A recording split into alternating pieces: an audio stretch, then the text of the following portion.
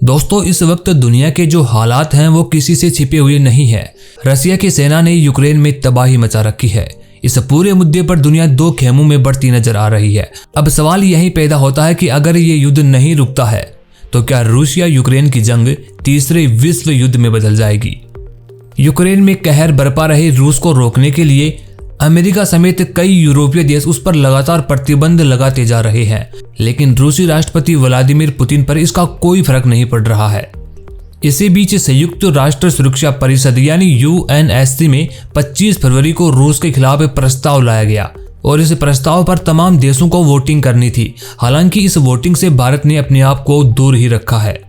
UNSC में रूस के खिलाफ होने वाले इस वोटिंग में भारत के रुख पर सबकी नजर थी, लेकिन भारत के अलावा दो देश ऐसे और थे जिन्होंने इस वोटिंग से किनारा कर लिया और वो थे चीन और UAE। इन तीन देशों ने न तो यूक्रेन के बारे में कुछ कहा और न ही रूसिया के बारे में। इन देशों ने वोट ही नहीं दिया, जिस कारण इस प्रस्ताव को केवल 11 सदस्यों का समर्थन ही मिल पाया। इन 11 देशों में Albania, Brazil, France, Gabon, Ghana, Ireland, Kenya, Mexico, Norway, Britain और अमेरिका शामिल रहा। दोस्तों, इस वोटिंग का मकसद ये था कि यूक्रेन पर जो रूसी हमले हो रहे हैं उनको कैसे भी करके रोका जाए और अगर रूस नहीं रुकता है तो वहां पर सेना भेजी जाए रूस से मुकाबला करने के लिए। हालांकि इस प्रस्ताव को रूस ने अपने वीटो पावर का इस्तेमाल करके रोक दिया। दरअसल रूस भी सुरक्षा परिषद के 5 स्थायी सदस्यों में से एक है जिसके पास अपनी वीटो पावर है। रूस के अलावा अमेरिका, चीन, फ्रांस और ब्रिटेन के पास भी अपनी वीटो पावर है। लेकिन दोस्तों, यहाँ पर सबसे बड़ी बात तो यह है कि भारत ने इस वोटिंग में हिस्सा क्यों नहीं लिया। न तो भारत ने रूस का स्टैंड लिया और न ही यूक्रेन का साथ दिया। दरअसल भारत के लिए अभी भी ये एक दुविधा की घड़ी बनी हुई है कि आखिर वो दे तो किसका साथ दे। लेकिन भारत के अलावा दो देश चीन और UAE ने भी इसमें वोटिंग नहीं की। तो चलिए जानते हैं कि इन देशों ने अपने आप को वोटिंग से दूर क्यों रखा। तो सबसे पहले बात करते हैं भारत की। भारत ने UNSC में वोटिंग तो नहीं की, लेकिन अपने बयान में कहा कि सभी सदस्य देशों को रचनात्मक तरीके से आगे बढ़ने के लिए इन सिद्धांतों का सम्मान करने की आवश्यकता है। मतभेदों और विवादों को निपटाने के लिए बातचीत ही एकमात्र रास्ता है। UNSC में भारत के प्रतिनिधि TS तिरुमूर्ति ने कहा कि यूक्रेन के हाल के घटनाक्रम से भारत बहुत चिंतित है और हम आग्रह करते हैं कि हिंसा और शत्रुता को तत्काल समाप्त करने के लिए सभी प्रयास किए जाएं। उन्होंने आगे कहा कि मानव जीवन की कीमत पर कभी भी कोई समाधान नहीं निकाला जा सकता। हम भारतीय समुदाय के कल्याण और सुरक्षा के बारे में बहुत ही चिंतित हैं, जिसमें यूक्रेन में बड़ी संख्या में मौजूद भारतीय छात्र भी शामिल हैं। दोस्तों, भारत के इस वोटिंग में शामिल नहीं होने की कई सारी वजह हैं। जैसे भारत लंबे वक्त से रूस का मित्र देश रहा है। दोनों देशों की दोस्ती काफी पुरानी है। वहीं रूस भारत को हथियार और रक्षा उपकरण भी देता है। भारत का आधे से अधिक रक्षा खरीद रूस से ही होता है और रूस भारत का एक विश्वसनीय व्यापारिक सहयोगी भी रहा है।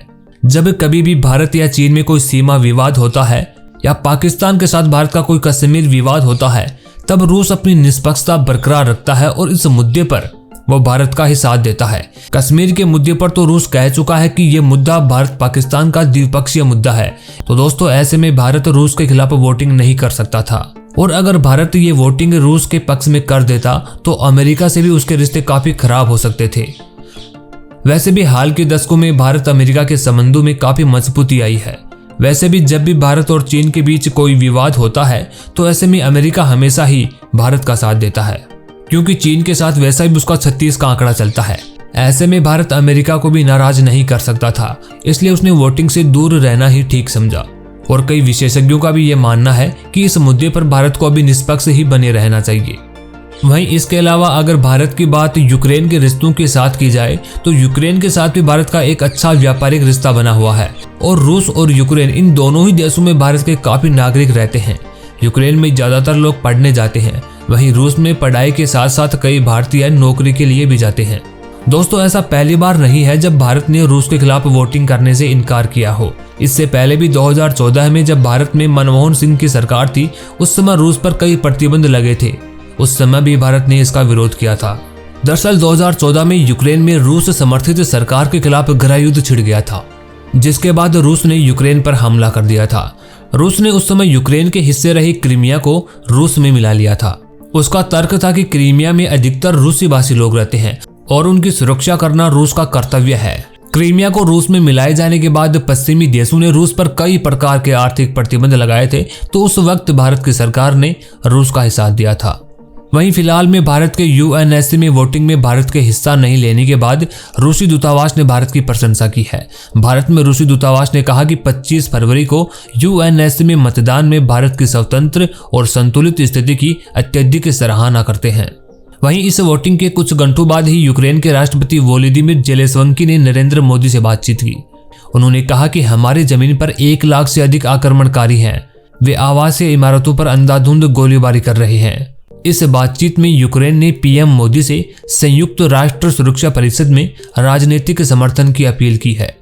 राष्ट्रपति जेलेंस्की के लिए यह ज्यादा जरूरी है कि यूएन काउंसिलिंग में भारत उसका समर्थन करे, लेकिन इस पूरे विवाद पर भारत ने अभी तक किसी का भी स्टैंड नहीं लिया है। उसका रुख न्यूट्रल है और वो सिर्फ बातचीत के जरिए समाधान पर जोर दे रहा है। कुछ देशों ने तो खुलकर यूक्रेन का समर्थन किया है, लेकिन भारत अभी सेफ मोड में ही चल रहा है। दोस्तों, अब बात करते हैं चीन की। चीन और रूस तो दोस्त हैं और चीन अमेरिका का विरोधी भी है, लेकिन फिर भी इसने वोट नहीं किया। दरअसल वोटिंग न करने का कारण उसके खुद के हित हैं। विश्लेषकों का मानना है कि चीन अपनी तेजी से बढ़ती अर्थव्यवस्था पर ब्रेक नहीं लगाना चाहता। अगर वो रूस का समर्थन करता तो पश्चिम के बाजारों में उस पर भी प्रतिबंध लगाए जा सकते थे। ऐसे समय में जब रूस पर अमेरिका और पश्चिम देश कड़े आर्थिक प्रतिबंध लगा रहे हैं और उसके बैंकिंग सिस्टम पर वार कर रहे हैं, और अगर चीन रूस के पक्ष में वोट कर देता तो उसको भी अपनी अर्थव्यवस्था पर तगड़ी चोट मिलती। वहीं साल 2014 में जब क्रीमिया को रूस में मिलाए जाने के खिलाफ पश्चिमी देश संयुक्त राष्ट्र में एक प्रस्ताव लेकर आए थे, तब भी चीन ने वोटिंग से खुद को अलग ही रखा था। अब बात करते हैं यूएई की कि आखिर उसने अपने आप को वोटिंग से दूर क्यों रखा।